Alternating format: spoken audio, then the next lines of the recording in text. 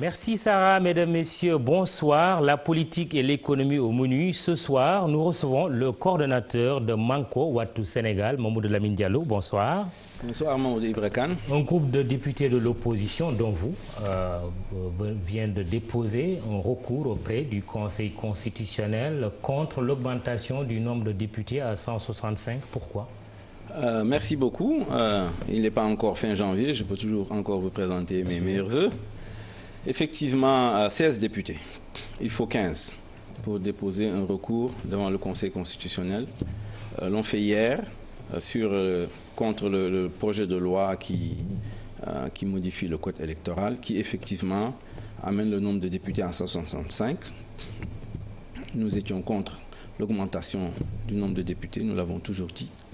Nous estimons qu'à 150 députés, il était possible de trouver à l'intérieur des 150 députés des députés qu'il faut pour la diaspora. Oui, et quelle chance vous donnez à votre requête? Bon, on va tester le Conseil constitutionnel. Je pense pourquoi? Pour voir si le Conseil constitutionnel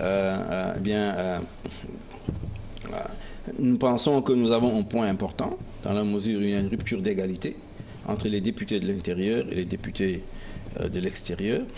À l'intérieur, les départements sont découpés en fonction de la population, alors qu'à l'extérieur, c'est au bon vouloir du prince. Oui. Et vous ne craignez pas que la diaspora se braque contre vous? Non, la diaspora est avec nous. Nous sommes pour des députés de la diaspora, c'est clair. Mais nous estimons que dans les 150, oui, il est possible d'avoir des députés de la diaspora. 15?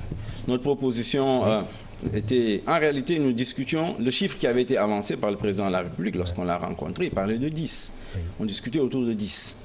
Et pour nous, nous disions qu'il faut faire 75 proportionnels, 75 élus sur les départements. Oui.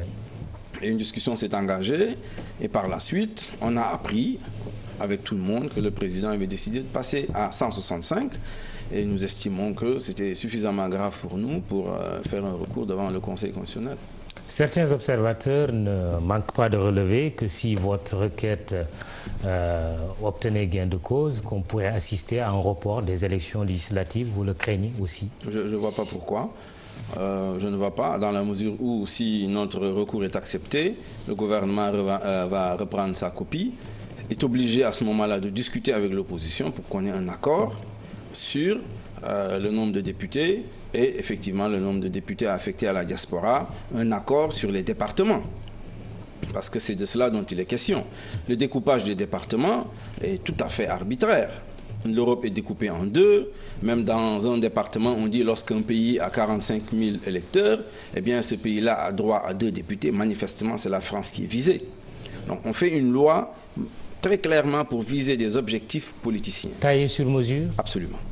Et ça, ce n'est pas acceptable. La loi doit, comme vous savez, être impersonnelle. Et nous avons nous-mêmes dit dans la Constitution que le principe de transparence est garanti. Oui, encore que la diaspora, elle est là pour tout le monde. Bien entendu. Et donc, nous estimons que la diaspora a droit à des députés. De toute façon, elle en a déjà. Dans cette Assemblée, il y en a 4 au moins. Tout le monde est d'accord là-dessus. Le débat n'est pas pour... le débat, ce sont les modalités. Est-ce que les modalités doivent être aujourd'hui transparentes, de telle sorte qu'effectivement, on puisse considérer que ça, c'est en conformité avec la Constitution, alors que les modalités, ma foi, elles ont été, comme vous dites, taillées sur mesure. Est-ce que l'opposition n'a pas une part de responsabilité à assumer sur la date, par exemple, des législatives? Lors de l'audience avec le chef de l'État, vous avez retenu avec lui la date du 2 juillet. Et vous vous rendez compte aujourd'hui que ça va coïncider avec le mois de Ramadan et puis on est en pleine confusion. Oui, enfin, je ne vais pas là inventer un secret de rencontre. Mais en réalité, c'est le président de la République qui a pouvoir pour fixer les élections. C'est très encadré. On dit clairement que les députés ont le mandat, c'est 5 ans. Et à partir de la fin du mois de juillet, on a entre 20 et 70 jours, je crois, pour organiser les élections législatives. Et le président de la République, c'est lui qui a choisi sa date. Nous avons échangé avec lui. Encore une fois, observation lui a été faite que nous sommes, en tout cas en partie, dans le mois de Ramadan. Il a estimé que c'était le 2 juillet qu'il Et vous n'avez pas objecté? Parlons franchement. Non, nous n'avons pas objecté parce qu'il avait le choix entre le 2 juillet, le 9 juillet ou un peu avant. Oui. Bon, alors, c'est sans ses prérogatives. On a fait une observation en disant qu'on était dans le mois de Ramadan. Je pense que c'est le Premier ministre même qui a dit oui, mais bon, c'est une semaine dans le mois de Ramadan, c'est pas grave. Voilà, il a dit je retiens le 2 juillet, on prend bonne note, on prend acte. Et aujourd'hui, cette date ne tient plus. Alors, je ne vois pas pourquoi ça ne tient plus. Ah ouais? Ah non, vous êtes pour le 2 juillet? Jusqu'à preuve du contraire. Très bien. Ce sont les députés de l'APR, c'est eux qui ne veulent plus du 2 juillet, qui se mettent à parler du mois de Ramadan, comme si pendant le mois de Ramadan, il n'y a pas d'activité politique. Je rappelle que 17 Badr, la bataille de Badr, c'était 17 du mois de Ramadan. Débat dans votre camp, l'opposition sur une liste unique de l'opposition aux prochaines législatives. Vous êtes pour, vous, Mamadou Lamine Diallo?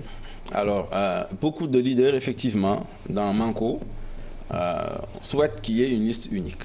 Lorsqu'on a fait notre séminaire le 4 janvier dernier, beaucoup se sont prononcés en disant qu'effectivement nous avions intérêt à aller ensemble sur une liste unique. D'autres ont estimé que c'est peut-être trop ambitieux, trop compliqué et que probablement il vaut mieux laisser qu'il y ait plusieurs coalitions, etc. Quel est votre avis, vous? Il m'est difficile de donner mon avis, je coordonne. Si je ne veux pas donner mon avis, Oui, je suis vous censé... êtes à la tête du mouvement Teki aussi. Exactement. Vous avez sûrement votre idée. Oui, j'ai mon idée, mais là, comme je coordonne et que je suis censé consulter et organiser ce débat-là, bon, je ne peux pas donner mon point de vue, sinon ce sera difficile après de coordonner. Mais en tout état de cause, je pense que c'est un sentiment très profond, je crois, qui dit qu'on a intérêt, d'autant plus que le gouvernement n'a pas accepté ce qu'on lui a proposé. On a demandé au gouvernement, dans nos discussions, de changer le mode d'élection des députés, d'aller dans les départements, de supprimer la liste proportionnelle et donc que chacun aille dans les départements, mais à l'intérieur des départements, on fait la proportionnelle intégrale. Donc vous avez intérêt, vous, de l'opposition, vous avez intérêt à quoi? Nous avons intérêt, évidemment, ça va de soi, mais ça c'est la logique, disons, rationnelle, qui conduit à dire, comme certains leaders, on a intérêt à être tous ensemble. Liste unique. Liste unique. Maintenant, vous avez toujours des logiques politiques plus compliquées que cela, et il y en a d'autres qui disent non, c'est plus compliqué, et donc peut-être c'est pas la peine de se fixer des objectifs que nous ne pourrons pas atteindre. En tout cas, en tout état de cause, dans les prochaines semaines, nous organiserons les discussions et les modalités pratiques pour voir comment on va avancer. La crise au PS, là vous regarde avec l'inculpation de certains jeunes de ce parti pour tentative d'assassinat, entre autres chefs d'inculpation retenus par le juge. Oui, ça nous regarde du point de vue des libertés. Également des droits. Je pense que j'ai été vraiment choqué par les chefs d'inculpation. Ça me paraît trop lourd. J'ai toujours dit... Tentative d'assassinat, destruction de biens appartenant à autrui, menace de mort, coups et blessures volontaires, violence de fait. Ça me paraît quand même lourd. Nous avons vu les images. Violence et voie de fait, oui. Nous avons vu les images. Bon, le Parti socialiste, même l'APR, connaît souvent des bagarres de ce type-là. Il n'y a pas longtemps, les jeunes de l'APR. Donc, bon, c'est l'état de la démocratie sénégalaise qui est comme ça. À mon avis, cette affaire-là est une affaire politicienne. Pour moi, pour nous, Teki, c'est justement utilisé pour faire chanter Khalifa Sall, pour l'obliger à capituler et à soutenir Macky en 2019. Je dis, si lui et même Barthélemy, s'ils font une déclaration demain qui se rend derrière Macky Sall, vous allez voir, la justice va requalifier ces chefs d'inculpation. Donc on est dans une situation où il y a un embrigadement de la justice par Macky Sall et c'est très clair. Vous lui avez adressé plusieurs questions, presque hebdomadaires, sur le pétrole et le gaz, plus une lettre de Manko. Est-ce que vous avez aujourd'hui une réponse à vos questions? Non, le président refuse jusqu'à présent de répondre à notre question. Il en a parlé lors de son message du 31 décembre.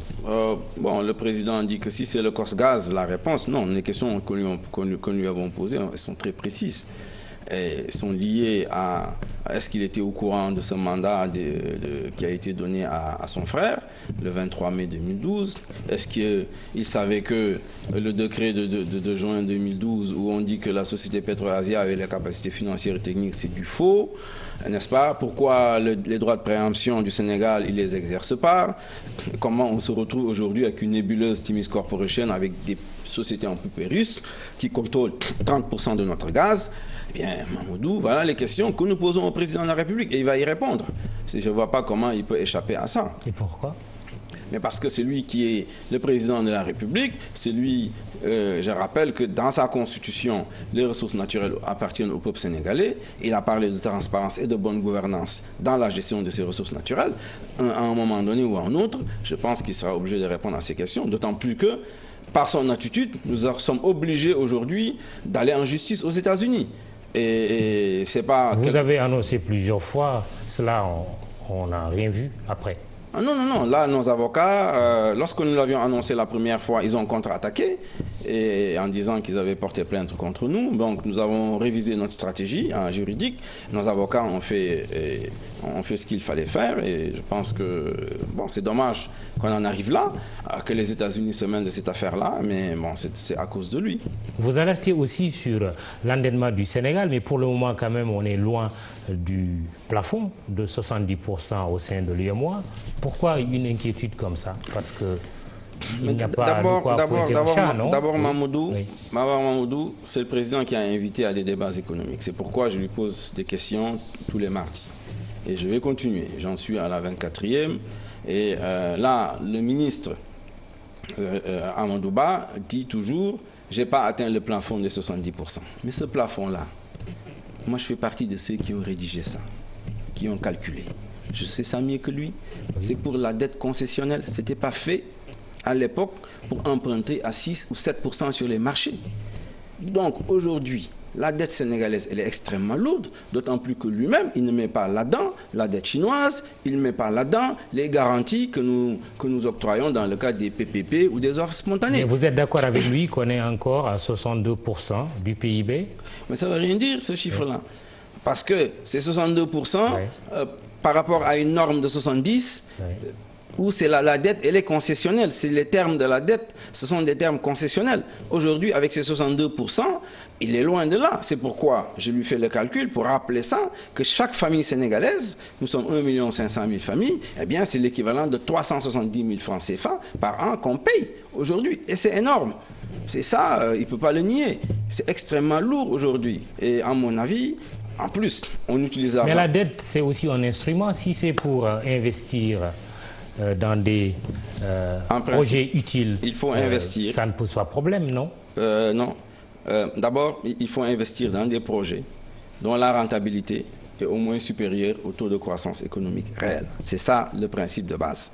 C'est-à-dire, objectivement aujourd'hui, bon, il faut aller dans des projets qui sont extrêmement rentables, entre 8 et 9%. Ça, ce n'est pas démontré, premièrement. Deuxièmement, quand on fait des projets, les projets doivent accompagner en réalité une vision du futur. Et ça, ce n'est pas très clair dans leur tête.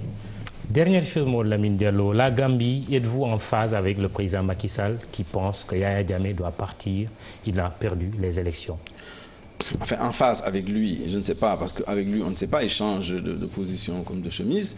Eh bien, en tout cas, sur la Gambie, on l'a entendu. Il est pour le départ de Yaya Jammeh. Oui, mais je ne sais pas ce qu'il va penser demain. Avec lui, moi, je suis très prudent. Sur ça, la question, elle est précise, au moment où nous parlons. Au moment où nous parlons, notre position à nous, c'est que c'est Barrow, Adama Barrow, qui est le président élu par le peuple gambien, premièrement. Deuxièmement, Yaya Jammeh doit lui céder le pouvoir. Troisièmement, nous souhaitons que tout cela se fasse dans la paix, avec une transition pacifique. C'est ça la position de Manko. Contre toute intervention militaire. Ce que je peux dire, c'est que une intervention militaire, c'est très vague, hein. Enfin, il y a plusieurs composantes là-dedans. Mais à mon avis, on doit prendre toutes les mesures nécessaires pour contraindre Yaya Jammeh à céder le pouvoir de manière pacifique à Adama Barrow. Sur cette question, un consensus national est possible, avec Manko en tout cas? Le président ne veut pas discuter avec nous. Non, sur cette question. En tout cas, jusqu'à présent, il n'a pas demandé à l'opposition de discuter avec nous. Il a accepté qu'on discute du fichier électoral. Il a refusé qu'on discute du pétrole, de la gouvernance donc de Cosmos et autres. S'il appelle l'opposition à discuter sur la question de la Gambie, je pense qu'on viendra. Votre position n'est pas loin de la sienne. Pour aujourd'hui, parce qu'avec lui, je ne sais pas ce qu'il va passer demain, mais nous, la nôtre, elle est constante. Et elle a été de dire que, eh bien, Yaya en fait, a fait du wah-wahet, hein, et quelque part, c'est du réchauffé, eh bien, Yaya doit partir, c'est clair. Ça, c'est pas négociable, et il faut qu'il parte et qu'on utilise tous les moyens. Vous savez, il y a les sanctions, il y a pas mal de choses qu'on peut utiliser dans ce genre d'exercice. De quoi demain sera fait, personne ne sait. Merci, Mamadou Lamine Diallo, coordonnateur de Manko Wattu Sénégal. Merci de nous avoir regardés ce soir. Demain, Antoine Diouf, excellente soirée.